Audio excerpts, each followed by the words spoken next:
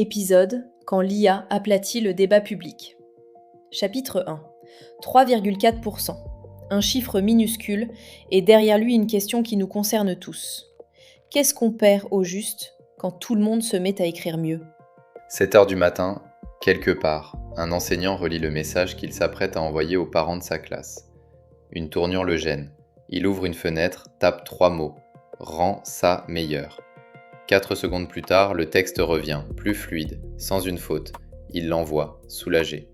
À la même heure, dans une tour de bureau, une cadre prépare une note pour son comité de direction. Le même geste, le même soulagement.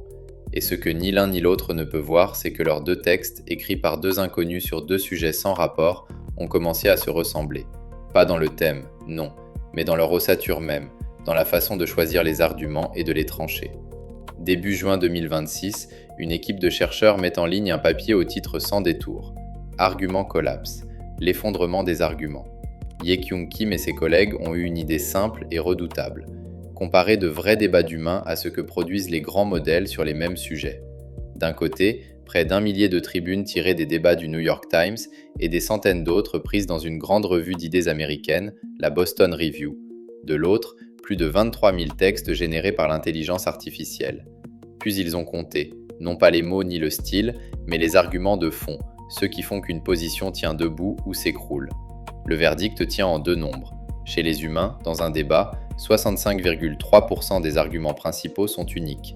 Plus d'1 argument sur 2 n'appartient qu'à une seule personne. Chez les machines, on tombe à 3,4%, près de 19 fois moins. Posez la question à 10 modèles différents, vous récoltez à peu près la même réponse, 10 fois, mieux habillés à chaque tour, comme 10 000 éditoriaux sur un même thème qui finiraient par rimer entre eux. Et voilà le piège. La première intuition, c'est de hausser les épaules et de lâcher « l'IA radote, elle écrit mal ». C'est faux, elle écrit bien. Chacun de ces textes, pris isolément, dépasse ce que la plupart d'entre nous aurions su produire. La perte n'est pas dans le texte, elle est dans l'écart entre les textes. On a passé des années à redouter que l'IA noie le web sous la bouillie, le fameux slop. La vraie surprise est plus dérangeante. Elle produit de l'excellent, tout pareil. Alors la question de cet épisode n'est pas « est-ce que l'IA nous rend bêtes ?» Prise une par une, elle nous rend plutôt plus habiles. La vraie question, c'est ce qui arrive à une société entière, quand des centaines de millions de personnes se mettent à penser et à écrire à travers les mêmes quelques modèles, et que l'éventail de ces idées commence, tout doucement, à se refermer. Chapitre 2. Ce qu'on perd avec la marge. La diversité des idées n'est pas un supplément d'âme, c'est une ressource. Et une ressource, ça s'épuise. Reprenons ce 65%.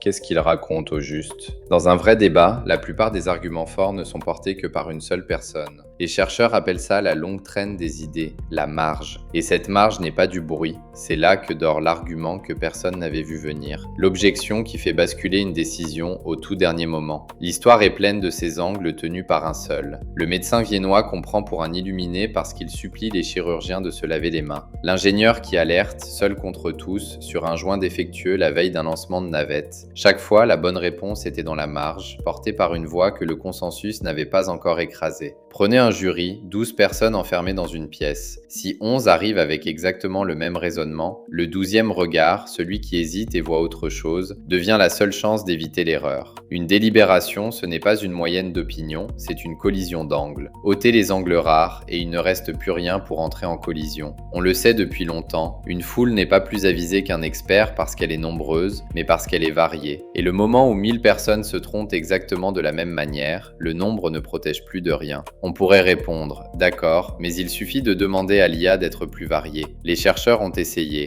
Ils ont explicitement réclamé des réponses diverses. Et le modèle n'a rattrapé qu'à peine la moitié des arguments humains distincts. Pire, la variation qu'il ajoute tombe souvent en dehors de ce qu'un humain dirait. Poussé à varier, il ne retrouve pas nos angles oubliés. Il invente des bizarreries que personne ne défend. Et ce n'est pas le travers d'un seul modèle. Une autre équipe, autour de la chercheuse Li Weijiang, a baptisé le phénomène « l'esprit de ruche artificiel ». Un même modèle se répète et des modèles concurrents, sortis de maisons rivales, finissent par produire la même chose. Vous changez d'outil en croyant changer de voie, vous retombez sur le même fond. Et il y a a une raison toute mécanique à cette convergence. Un grand modèle est entraîné à prédire la suite la plus probable d'un texte, le mot, puis l'argument, que la majorité des gens auraient employé à cet endroit. C'est, par construction, une formidable machine à revenir vers la moyenne. Lui réclamer de l'originalité, c'est lui demander d'aller contre ce pourquoi il a été bâti. Pourquoi est-ce que ça pèse plus lourd que le confort de chacun? Parce que la qualité d'un texte, c'est un bien privé. Vous en profitez, vous, tout de suite, et c'est très bien. La diversité des arguments, elle, est un bien commun. Personne ne la possède, et tout le monde s'appuie dessus sans même le savoir. Une science n'avance que parce qu'un chercheur s'entête à défendre l'hypothèse que tous les autres jugent absurde. Et une démocratie ne respire que tant que des voix discordantes forcent la majorité à se justifier. Une revue de sciences cognitives, Trends in Cognitive Sciences, va jusqu'à parler d'une menace pour la sagesse collective et la capacité d'adaptation de l'espèce. À l'instant où l'outil qui nous aide tous à écrire nous pousse tous vers le même centre, ce bien commun s'érode, sans que personne n'ait jamais choisi de le sacrifier. Chapitre 3. L'inverse de la bulle. On nous avait promis l'éclatement en 1000 tribus, c'est exactement le contraire qui arrive. Pendant 15 ans, on s'est trompé d'ennemi. En 2011, un penseur américain, Eli Pariser, publie un livre qui marque toute une époque en forgeant une expression promise à un bel avenir. La bulle de filtre. Ce qu'on redoute alors, c'est la fragmentation. Chacun muré dans sa bulle, gavé de ce qui le conforte, et une société qui se brise en tribus qui ne se parlent plus. Or, regardez ce que mesure le papier de juin. C'est l'exact contraire de cette prophétie. La société ne se brise pas en 1000 morceaux, elle se referme sur un seul bloc. On guettait l'explosion, c'est une implosion qui survient, une monoculture cognitive. On le voit déjà à l'œil nu, ces publications professionnelles qui adoptent toutes le même ton enjoué et la même chute inspirante. Un océan de textes corrects, lisses et interchangeables.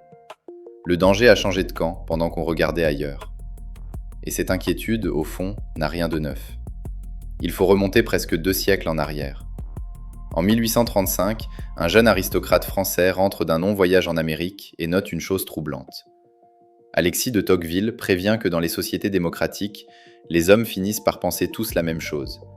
Non parce qu'on les y force, mais parce qu'ils passent leur temps à se regarder les uns les autres. Il appelle ça la tyrannie de la majorité.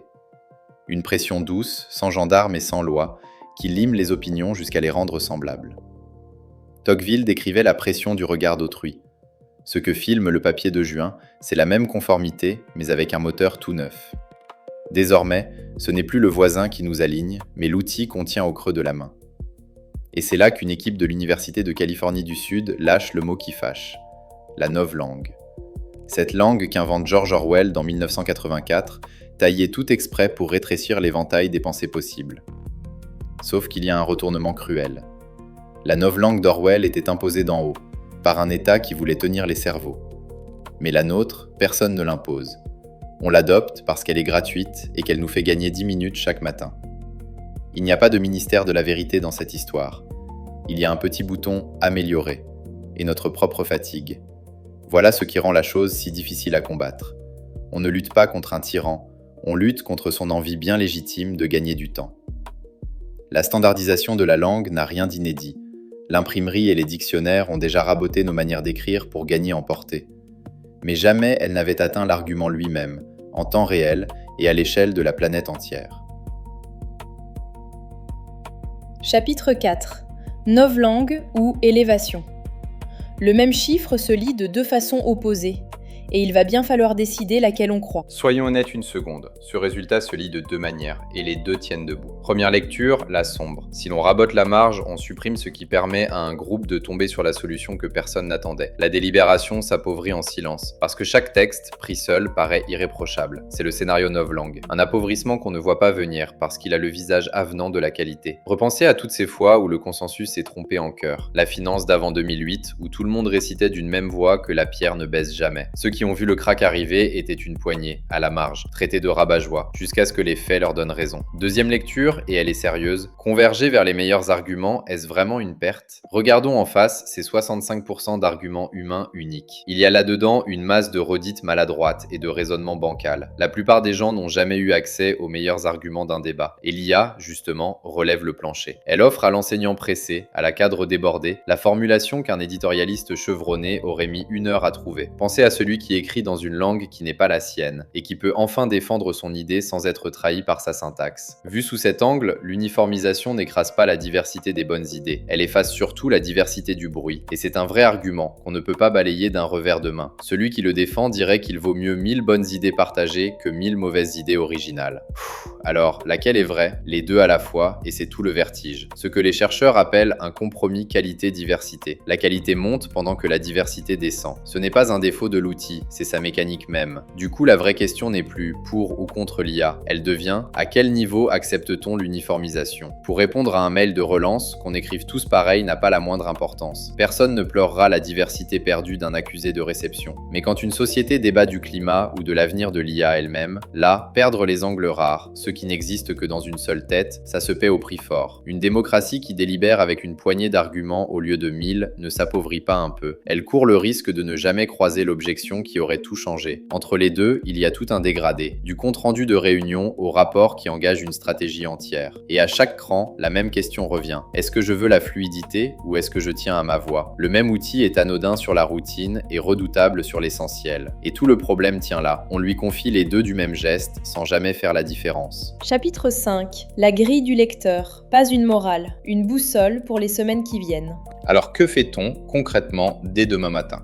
D'abord, à l'échelle de chacun, il y a une frontière simple à tenir. Décider quoi dire avant de demander comment le dire. Le brouillon, l'angle, l'intuition de travers, ça doit rester de vous. Confiez à la machine la mise en forme, jamais la pensée. Dès l'instant où vous lui demandez l'idée, et plus seulement la phrase, vous versez votre goutte dans le grand bloc commun. Et ça vaut aussi quand on lit, pas seulement quand on écrit. Apprenez à repérer le texte sans aspérité, celui qui ne se trompe sur rien parce qu'il ne risque rien. C'est souvent le signe qu'aucune main humaine ne l'a vraiment habité. Ensuite, à l'échelle d'une équipe, d'une rédaction, d'une salle de classe, le réflexe à inverser, c'est notre rapport à la voix qui dépasse. Pendant des années, on a récompensé celui qui rend vite et propre. Demain, la valeur rare, ce sera celui qui apporte l'angle introuvable dans le modèle. Le rôle de l'humain se déplace. Il n'est plus le producteur du texte, il devient la source de la divergence. Et une rédaction qui ne récompense que la fluidité finit par fabriquer sa propre uniformité. Reste la question que personne ne porte. Qui est responsable de la biodiversité des idées? Aujourd'hui, la réponse est simple et elle glace. Personne. Les maisons qui bâtissent les modèles, les règles pour être utiles et justes, jamais pour être divers. La diversité, c'est un bien commun sans propriétaire, et les biens communs sans propriétaire, l'histoire l'a montré 100 fois, on les néglige jusqu'à ce qu'ils viennent à manquer. Des chercheurs commencent tout juste à dessiner des modèles pensés pour préserver la variété, mais ni un État ni une entreprise n'a encore endossé la charge de ce commun-là. Alors voici la boussole pour les mois qui viennent. Tendez l'oreille. Le jour où toutes les tribunes sur un même sujet avancent soudain les 3 mêmes remarques, le jour où les notes de votre propre équipe se mettent à se ressembler trait pour trait, ce n'est pas le signe que le débat est clos, c'est le signe qu'il s'est refermé. Et la seule question qui vaille à cet instant-là, quel est l'argument qui manque ici, celui que plus personne ne songe à formuler, parce que la machine, elle, ne l'a jamais proposé. Vous écoutiez Quand l'IA aplatit le débat public. Merci d'avoir écouté jusqu'au bout. Si cet épisode vous a parlé, partagez-le, de préférence avec quelqu'un qui n'est pas d'accord avec vous.